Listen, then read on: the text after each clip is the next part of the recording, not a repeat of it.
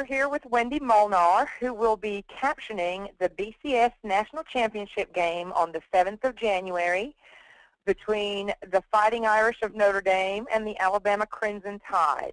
Thank you for being with us today, Wendy. My pleasure. Wendy, we understand that you were a freelance court reporter in California before you decided to become a captioner. Can you tell us a little bit about your career path?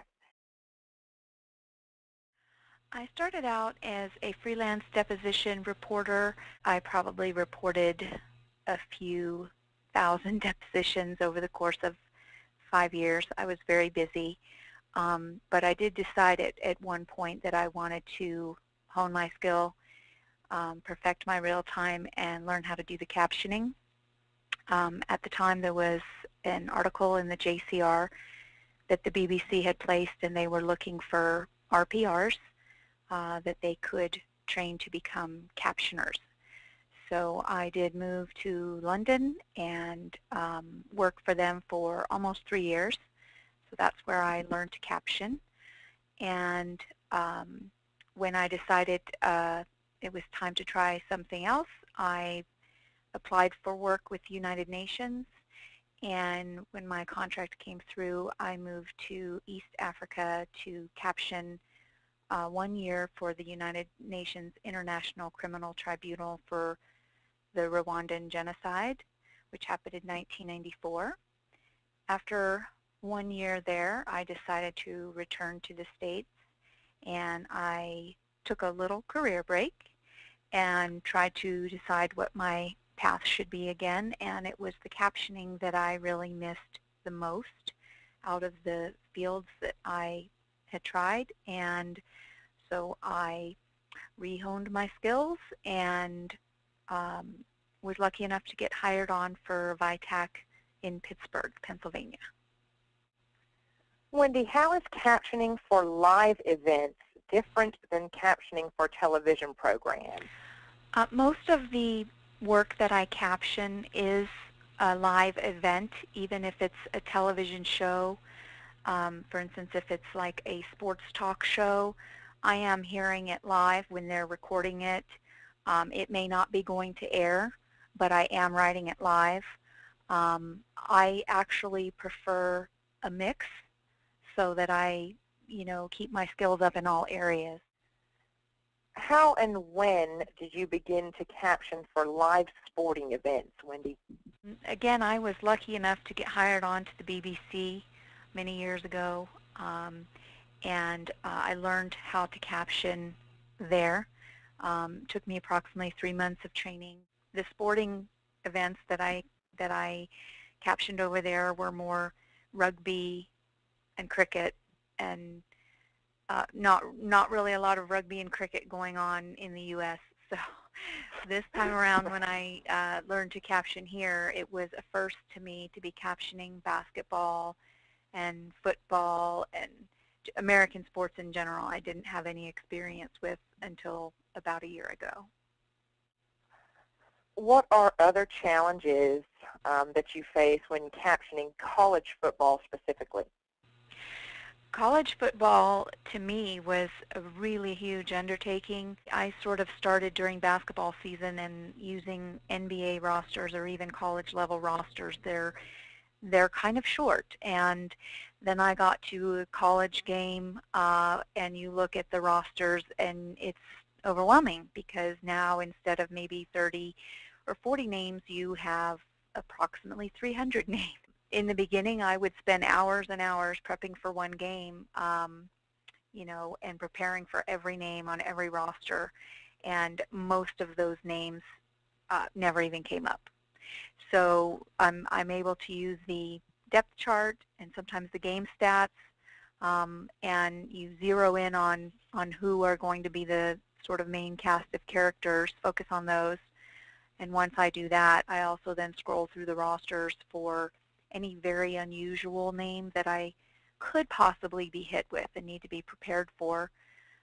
In the beginning, I would spend hours and hours prepping for one game, and preparing for every name on every roster, and most of those names never even came up. So I'm able to use the depth chart and sometimes the game stats, and you zero in on who are going to be the sort of main cast of characters, focus on those. And once I do that, I also then scroll through the rosters for any very unusual name that I could possibly be hit with and need to be prepared for. If you do adequate preparation before you get on air, especially when it's name intensive as college football is. Does it make it easier when you understand what Hail Mary passes and offside and onside kicks, etc.? Does that make your job a little easier when you familiarize yourself with those terms? I think anybody who has any kind of sports knowledge or is familiar with any of the verbiage that they use across any sport is probably at more of an advantage. A lot of those terms do carry from one sport to the other. I have been smart enough to create some really incredible briefs. Wendy, we assume that you have to be unbiased when you're captioning sports. Do you find it hard to caption for a particular college football team, especially if you're a fan? I still focus in and do my job, and if it's very busy, if the announcers are, continuously going back and forth, my focus is more on my writing and watching what's translating as opposed to watching the action on the field. The thing that is hard across any sport is basically the challenge that you have with your audio. I've actually never had any announcer on any sporting event that was actually sitting in sort of a soundproof booth where I could just hear their voices without the crowd noise. Wendy, is it easier if players have their names on their jerseys to identify them when captioning? Because I know a lot of teams actually don't have jerseys with names on. If I can catch a glimpse of somebody's name on a graphic or on their jersey, that's a huge help. A lot of the captioning that we do, however, is audio only, and so you don't have the benefit of being able to see graphics. I actually love being able to see graphics, and I may never have heard of that player, but they'll flash it up there really quickly, and either it's something that I can make translate, or if it's something that I have to finger spell, at least I know how to spell it, and I'm looking at the graphic and I can see it. Wendy, captioners have dictionaries for keystrokes with the stenograph machine. Do you have to create a new dictionary for every game to include the different rosters, staff, and coaches' names? I do, with college football, create a dictionary for every team.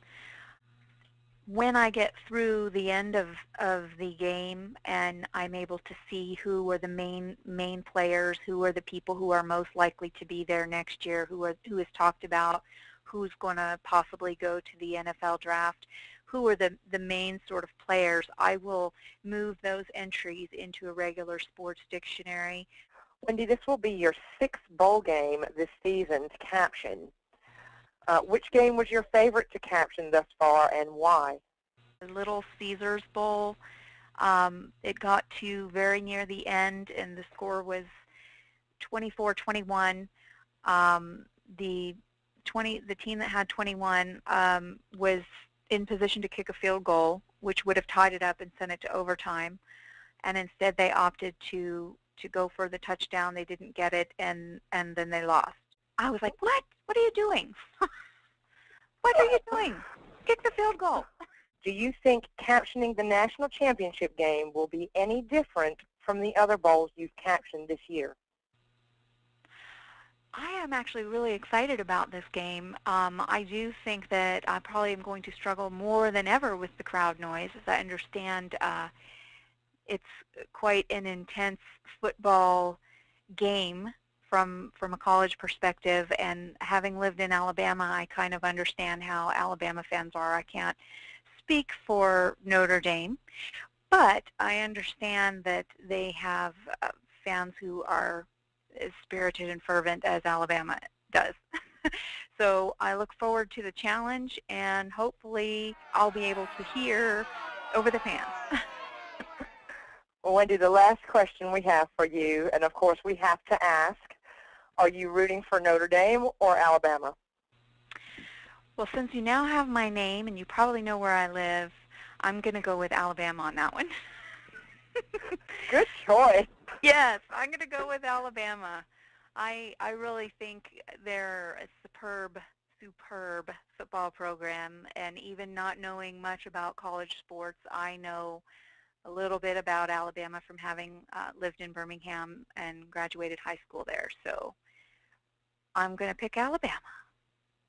All right. Well, roll tide to that, Miss Wendy.